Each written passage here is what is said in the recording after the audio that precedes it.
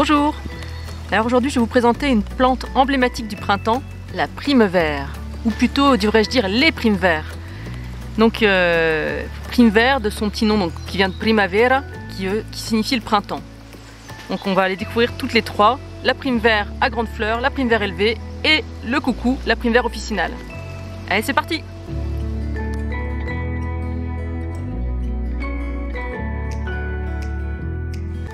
Alors ici on a une Primevère élevée, donc elle pousse généralement dans les sous-bois et elle se différencie de la Primevère officinale, le coucou, par sa corolle. Donc sa corolle elle est beaucoup plus grande que celle du coucou où elle va être refermée. Donc c'est la principale différence.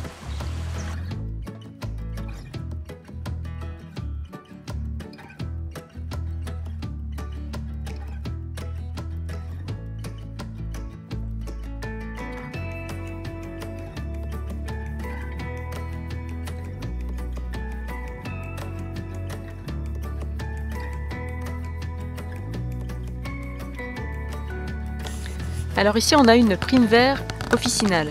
Le point commun entre les trois Primevères, c'est leurs rosettes de feuilles, donc qui sont un petit peu gaufrées.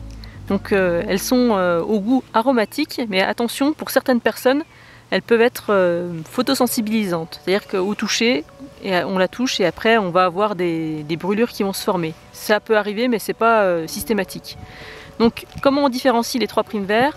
Donc là, la Primevère officinale, elle a une corolle qui est très petite, bien jaune. Et les pétales sont soudés. Et à l'intérieur, on voit qu'elle a même des petites marques un peu orange. Donc ça, c'est la Primevère officinale. Alors pourquoi officinale? Parce que autrefois, et elle est même toujours utilisée, pour ses propriétés expectorantes. Elle est aussi sédative et puis elle va être diurétique. Donc on l'utilise surtout en infusion. Mais aussi on peut l'utiliser en cuisine bien entendu. Donc ça peut être pour décorer des salades, ça peut être aussi pour parfumer des desserts, notamment pour faire la fameuse mousse de Primevère. Et elle est vraiment très savoureuse. Donc par contre quand on va la manger dans les salades, on va garder la corolle, le calice. Et quand on veut faire des desserts, on va garder uniquement la corolle.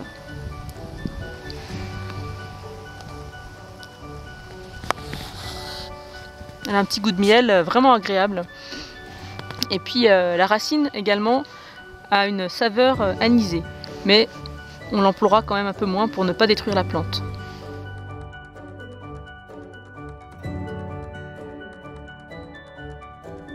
Voilà, maintenant on a la Primevère à grandes fleurs, ou aussi qu'on appelle la Primevère commune. C'est celle qu'on trouve le plus communément parmi les sous-bois en général. C'est son biotope d'origine.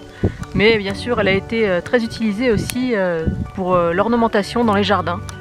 Bon, elle est tout aussi comestible, mais pour ma part, je préfère manger uniquement les Primevères jaunes. J'ai rien contre les autres, mais les autres m'inspirent un peu moins. Donc, vous pouvez tester, vous verrez, elle est quand même beaucoup moins savoureuse que la Primevère officinale. Alors, pour l'identifier, la Primevère à grandes fleurs, ben, c'est vraiment la corolle très très large qui va nous indiquer cette espèce. Et puis généralement elle a aussi des feuilles qui sont beaucoup plus grandes, même si elles sont également gaufrées comme les autres Primevères. Elles sont beaucoup plus grandes que pour la Primevère élevée ou la Primevère officinale.